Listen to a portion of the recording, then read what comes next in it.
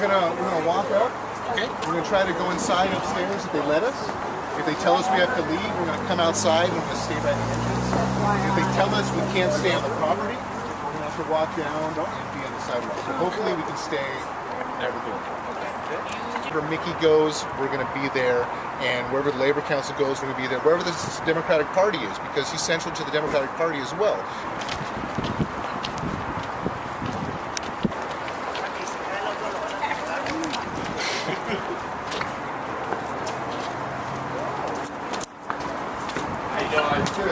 Good. You guys just need to stay out in this area. Not inside. Yeah. We got some business going on. Oh, I know. But it is private property, and they don't want people on the inside. This is also private property, but you can stay out here. So they're not going to let us in.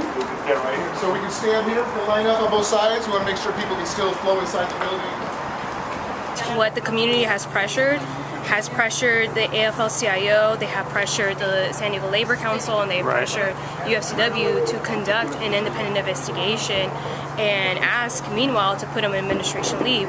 So what I'm hoping is that these three entities react and they do what's being asked by the community, because it's a basic ask, that conduct an independent investigation on what's going on, because these are systemic problems. This is not just one individual case. There's systemic problems and abuse of power. I could tell you that most people are afraid to challenge him, and they could potentially be used as pawns. And that kind of says a lot about the power that he has built and how he can dominate others. Yeah. Have you, Dan, anybody been contacted to talk about a settlement out of court to not take this to court? No, we haven't been contacted for a settlement out of court. Neither you nor he has suggested a settlement? No. We lead to a gag order and no admission of wrongdoing. Would you accept that? This is a conversation that my attorneys and I need to discuss. Yeah, you haven't discussed it yet?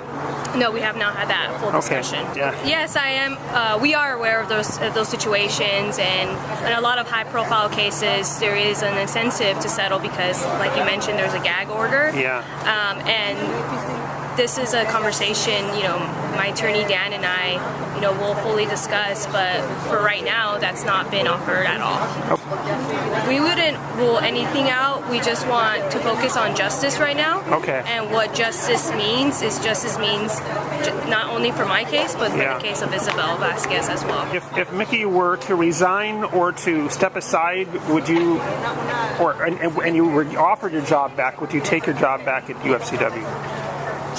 It would be a great opportunity to work at United Food and Commercial Workers, because, as I mentioned in the other interviews, it was my dream job. Yeah. And that was the dream career I've always aspired, because I'm passionate about social justice.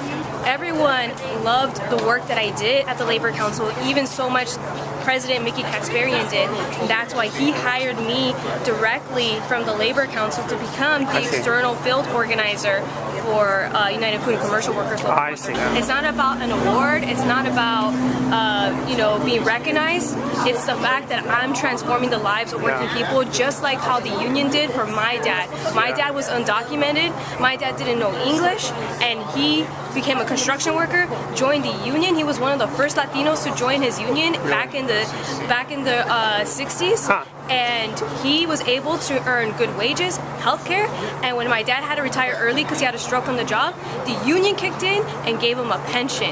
And that is what my mom, to this day, because my dad passed away 7 years ago, my mom is surviving on his pension. Really? So if he was never union, my mom would be homeless right now. My family would be struggling even more. And that's what I wanted to do. I wanted to pay back and to pay tribute to the labor movement, what they did for my family who were undocumented, immigrant, didn't speak English, and had a chance to live a middle-class life. And that's why I wanted to work for labor, and I'm glad that I got hired at Labor Council and then getting hired at UFCW.